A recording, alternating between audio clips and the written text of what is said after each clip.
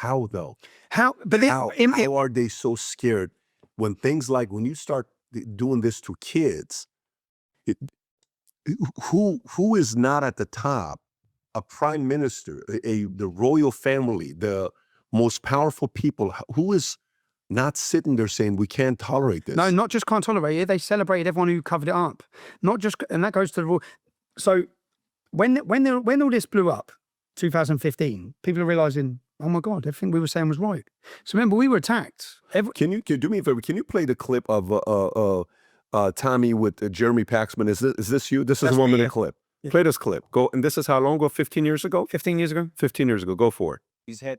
I mean, do you understand that people are frightened by that kind of thing, and they're frightened by the possibility of this demonstration? We're frightened by Nissan. We're frightened by Shawalo. The leader of the Luke Castle Mosque, the leader of the Loon Capital. She's worried by what you set off. The leader of the Loon Council Mosque, who is in charge of 19 mosques in our town, called for Sharia law for the Islamic community in our town. That frightens me.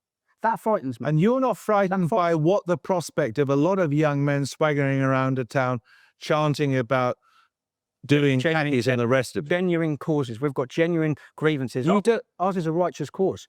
All right. It is. So okay. we are, but I am worried. Right. I am worried, and many people across towns are right. A lot of people are worried. I believe you. Right. Most of the newspapers tomorrow morning go with the news storm. Not surprising. That in this interview where we just talk about the rape gangs, where and he looks at me like I'm an idiot. Who's he known in your country? How big is he? He was at the time. He was the biggest. He was the biggest. So he was like the Anderson Cooper of CNN at that time. He was a bit. And you know, I said to him in there, I said, Jeremy, let me ask you, do you know anyone who's been raped by a Pakistani Muslim gang? Do you know anyone who's been murdered by a Pakistani Muslim gang? Do you know any girls who've been taken and now converted and not allowed to speak to their family at the hands of a Muslim gang? Do you know anyone hooked on heroin sold to them by a Muslim gang? I said, you don't know anyone, do you? We do. So when these girls are getting raped, whose daughters do you think they are? They're ours in towns like Luton. I said, so I expect you to understand, but I do expect you to listen. I do expect you to listen, because that's what's happening in every town and city. And you see, if they would have listened then. I also give a presentation at Oxford University. And when I was doing this, remember I was just getting deemed as racist, extremist, far right. That was all the accusations. You're 26 years old here. Yeah, I was young.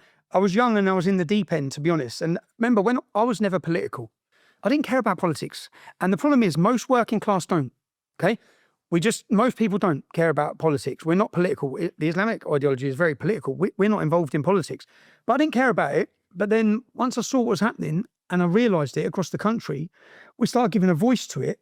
And you know, when I started this in 2009, this is Yorkshire Police. So the main area for these gangs was in Yorkshire.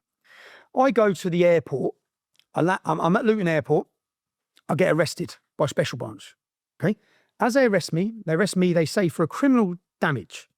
So I get taken to the police station. As I'm in the police station, they say, we're now raiding properties linked to you. I said, what? They went into my mum's with machine guns. They went into where my babies were, my wife, with machine guns. They ransacked the houses. And then when it comes to bailing me, what I find out is, you know, on a hotel room door, there's a little bit of metal that connects the door. Mm-hmm. They arrested me for £30, $40, criminal damage on a door that they said I stayed in Sheffield, actually, yeah?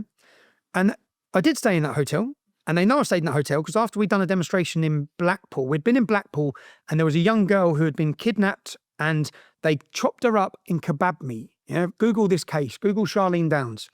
She was kidnapped. The police put listening devices in the Muslim... The police put listening devices in the Muslim takeaway. When the mother went to ask where her daughter was, because she always hung around this Muslim takeaway, they gave her a free kebab, yeah? What we then find out from the listening... Yeah, that's her. I've met her mum. What we then find out from the listening devices is the Muslims are saying her bones went in as well. They're talking about it on the recording devices. But it was illegal. The way the police done it, it was illegal. So the Muslims get off. They just changed the name of their takeaway. They're still running the same takeaway. She's dead.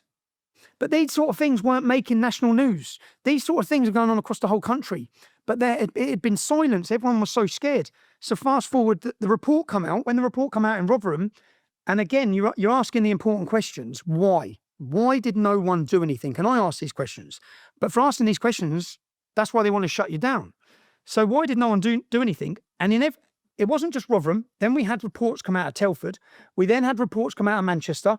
So then before you know it, there's 55 cities where there's been convictions of these men.